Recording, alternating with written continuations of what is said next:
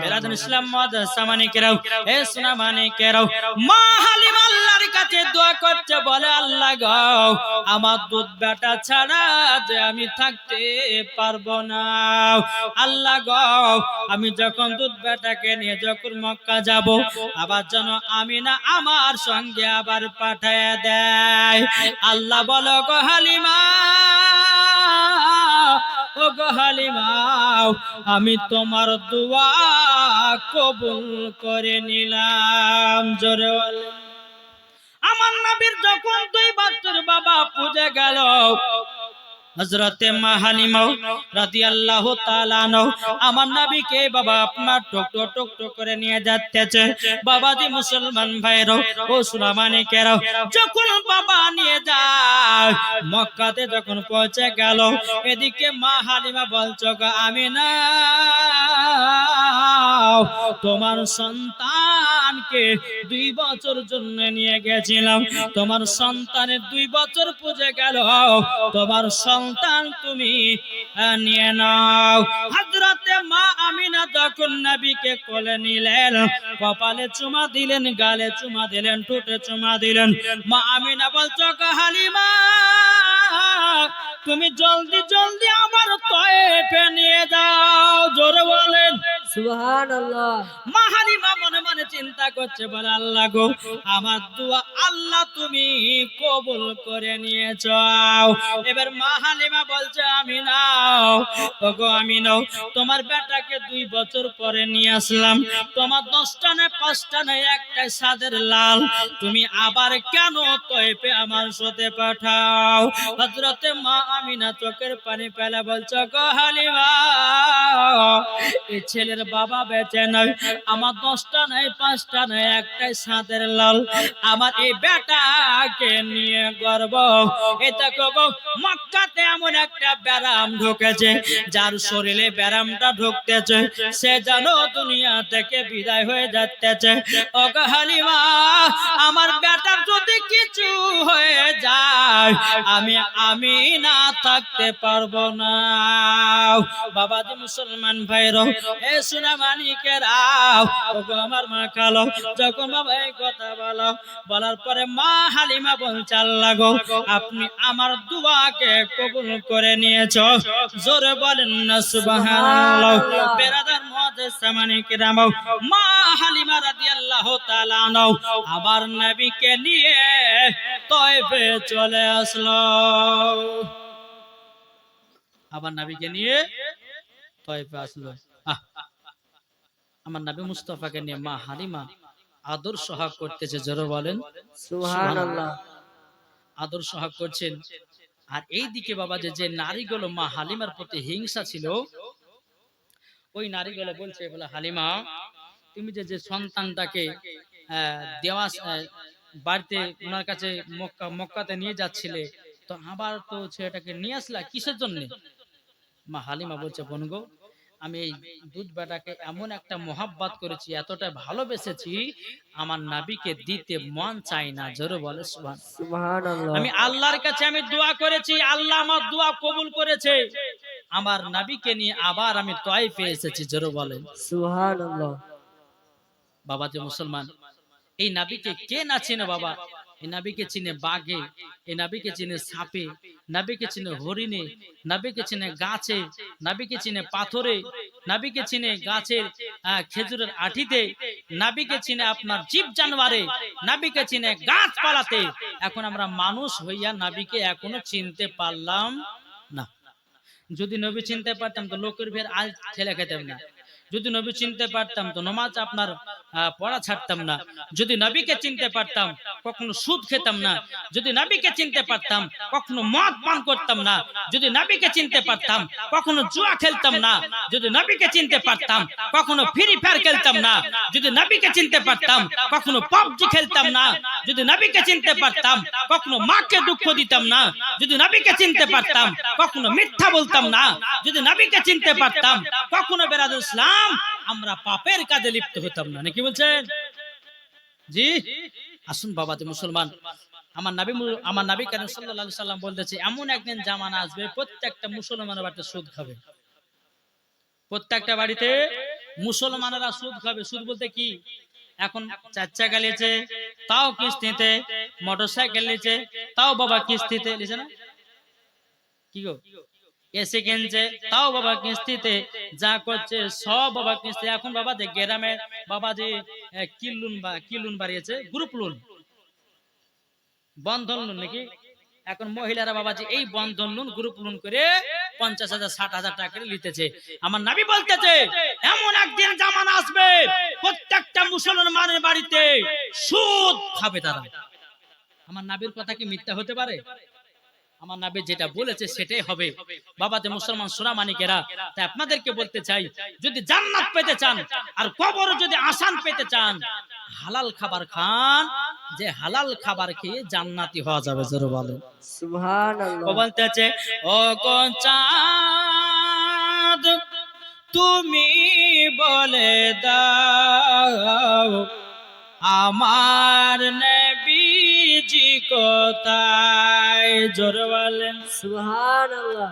ও গো চাঁদ তুমি বলে দাও আমার নবীজি কোথায়। আকাশের তারকারা মিটি মিটি কয় নবীর নূরে তারা নিজেকে হারায়। আকাশের তারকারা মিটি মিটি কয় নবীর নূরে তারা নিজেকে হারায়। ও গো তারা তুমি বলে দাও আমার নবীজি কোথায়। জোরে বলেন ও সুবহানাল্লাহ। গো চাঁদ তুমি বলে দাও আমার নবীজি কোথায়। লাখো লাখো হাজিরা সব হাজি পাকে যায়, কাবাকে দড়িয়ে বলে নবীজি কোথায়। লাখো লাখো হাজিরা সব হাজি পাকে যায়, কাবাকে দড়িয়ে বলে নবীজি কোথায়। ও গো কাবা তুমি বলে দাও আমার নবীজি কোথায়। ও গো চাঁদ তুমি বলে দাও আমার নবীজি কোথায়। যারা নবীর গোলাম আশিক হবে যাবে তারা চলে মদিনাতে, নবীর প্রতি সালাম জানাই যাব সোনার মদিনাও। ও গো চাঁদ তুমি বলে দাও আমার নবীজি কোথায়। আল্লাহুম্মা সাল্লি আলা সাইয়্যিদিনা মাওলানা মুহাম্মদ ওয়া আলা আলে সাইয়্যিদিনা মাওলানা মুহাম্মদ। মুহাম্মদ সাল্লাল্লাহু তাআলা আলাইহি ওয়াসাল্লাম। তো বাবাজি আমার নবীকে নিয়ে আসলেন আবার মক্কা থেকে তায়েফে। সুবহানাল্লাহ। যেই মা হালিমার বাটি এত বরকত, এত বরকত, যেই মা হালিমা ছাগলের দুধ বিক্রি করে নিজের সংসার চালায়। জোরে বলেন সুবহানাল্লাহ। সুবহানাল্লাহ। জি। এরকম ভাবে আপনার দিন যায় রাত আসে। আমার নবী মুস্তাফার বয়স বাবাজি প্রায় 6 বছর হয়ে গেল। কত? 6। আমার নবী মুস্তাফা সাল্লাল্লাহু তাআলা আলাইহি সাল্লাম তিনি আপনার মা হালিমার কাছে বসে আছে। হালিমার বেটা বেটি বলতেছে, বলে মা গো আমরা দুধ ভাইকে নিয়ে যাব ছাগল চড়াতে। কোথায় যাবে? এটি কথা বলেন না গো। ছাগল চড়াতে। বেরাদান ইসলাম মাদান সামানিকরাম, এ সোনা মানিকেরও, যখন এ কথা বলা মা হালিমা বলতেছে, বলো ওগো বেটারাও, আমার দুধ বেটাকে আমি পাঠাবো না তোমাদের সাথে, তোমাদের সাথে পাঠাবো না। বলে কেন? বলে দুধ বেটার যদি কিছু হয়ে যায় তাহলে পরে আমি আমিনার সামনে মুখ দেখাতে পারবো না। হালিমার বেটা বেটি বলতেছে, বলো গো মা জননী, আমরা দুধ ভাইকে নিয়ে যাব আমরা সেই ছাগল চড়াতে। গো মা জননী একটু দাও না, দাও দাও। মা হালিমা বলতেছে, বলো গো বেটারা গো, আমি পাঠাতে পারবো না। যদি কিছু হয়ে যায়, কিছু যদি হয়ে যায়, আমি মা হালিমার সামনে মুখ দেখাতে পারবো না। বেরাদর ইসলাম মাদান সামানিক নামাও, হে সুনামানিকের, যখন বাবা দিয়ে কথা বলাও মা হালিমা রাদিয়াল্লাহু তাআলা আনহু, তিনি আপনার যখন এই কথা বললেন বাবা, এদিকে মা হালিমার বেটা বেটি বাবা আপনার তায়েফের বাচ্চা বাচ্চা ছেলেগুলোকে আপনার ডেকে নিয়ে চলে এসেছে।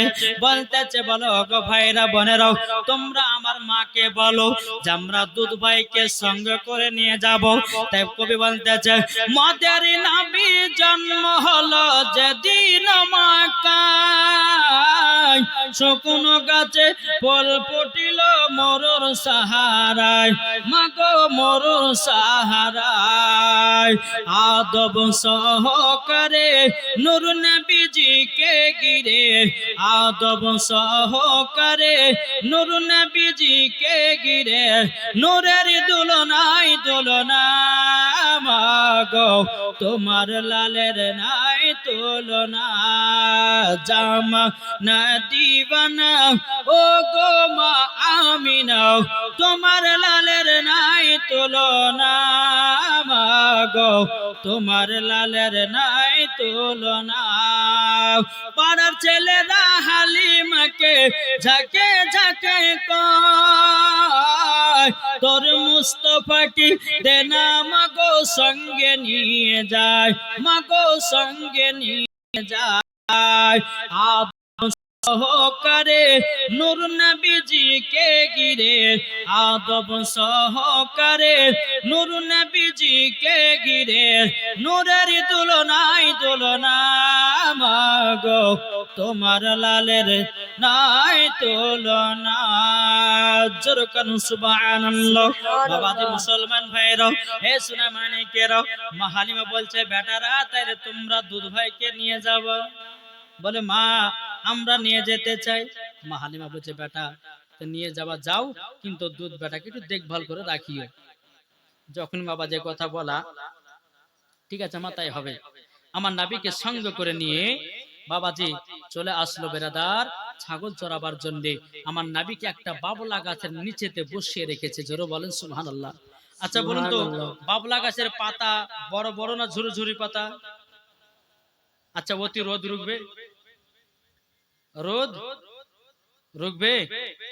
রুখবে না। বাবাজি ওই বাবলা গাছের নিচে আমার নবীকে বসে দিয়ে হালিমার বেটা বেটি ছাগল চড়াতে গেছে। কিছুক্ষণ পরে হালিমার বেটা বলছে, বোন গো একবার যাও তো দুধ ভাইকে দেখে এসো তো, কি হয়েছে না কে হয়েছে। ঠিক আছে ভাই যাই। হালিমার বেটি এক পা দুপা করে যখন আগিয়ে গেল, আগে যাওয়ার পরে আমার নবী মুস্তাফার কাছে যখন পৌঁছেছে, বাবা একটা সাপ জানো আমার নবীজির মাথা মুবারকের উপরে জানো ফেনা তুলে আছে। হালিমার বেটি দৌড়াতে দৌড়াতে গিয়ে বলছে, বলে ভাই গো আজকে একটা কাণ্ড ঘটে গেল। বলে কি কাণ্ড? আমরা দুধ ভাইকে যে বাবলা গাছের নিচে বসিয়ে রেখেছিলাম, একটা বিষাক্ত সাপ জানো আমার নবীজির মাথার উপরে ফেনা তুলে আছে। ভাই গো মনে হয় দুধ ভাইকে কামড়ে দেবে। কিন্তু বাবা কিতাবের মধ্যে পাওয়া যায়, কিতাবের নাম হলো সিরাতে মুস্তাফা, কিতাবের নাম হলো জিয়াউন নবী। কিতাবের নাম হবে আপনার কিনা মারিফাতে তাজবিদ। এই বেরাদুল ইসলাম মুআজ্জাজ সামানি কিরাম, এই কিতাবগুলোর মধ্যে পাওয়া যাচ্ছে আমার নবীকে সাপে কামড়াবার জন্য নয়, আমার নবীকে রোদ লাগতেছে তার জন্য সাপে ফেনা তুলে ছায়া করেছে। সুবহানাল্লাহ। এই দেখেন এই জীবনীগুলো কোন কোন বক্তা 2 বছরের ভিতর বলে দেয়, কিন্তু 2 বছর নবীজির ঘটনা এরকম কোন কিতাবের ভিতর নাই। মানে আপনার 2 বছর হলো, 3 বছর, 4 বছর, 5 বছর এইরকম ভাবে ঘটনা না, একবারে 2 বছর পুজলো, পূজার পরে আপনার 6 বছরের এই ঘটনাগুলো আছে। কিন্তু এই ঘটনাগুলো 2 বছর বক্তারা বলে শেষ করে দিতেছে, মানুষকে পাগলা সাজাচ্ছে। জি বেরাদুল ইসলাম মুআজ্জাজ সামানি কিরাম, আর যারা জীবনী বক্তা জীবনে কিছু হুজুর খুবই তো আজ্ঞা দিলেন, আরে বোকা নবীর 2 বছর হলো, 3 বছর, 4 বছর, তাহলে কমসে কম আপনার এইসব জীবনী গেলে বলতে গেলে কমসে কম আপনাকে 12 মাস জীবনী করতে হবে, নাকি বলছেন? 12 মাস জীবনী করতে, মানে 1 বছর জীবনী করতে হবে, তাইলে পরে বলে শান্তি হবে। দেখবেন কিছু কিছু বক্তার ওয়াজ শুনবেন, আপনার জীবনী শুনবেন, 2 বছরে নবীর এই সাপের ঘটনা, তারপর বাঘের ঘটনা, তারপর নবীর যে সিনা চাক সব 2 বছরে বলে শেষ করে দিয়েছে। কিন্তু এটা 2 বছর নয়, এটা 6 বছর আছে। জোরে বলবেন না সুবহানাল্লাহ? জি সুবহানাল্লাহ। বেরাদুল ইসলাম মুআজ্জাজ সামানি কিরাম, চলুন তো মা হালিমার বিটি বলছে, ভাই গো আমার দুধ ভাইকে মনে হয় সাপে কামড়ে দিবে। হ্যাঁ বলে তাই?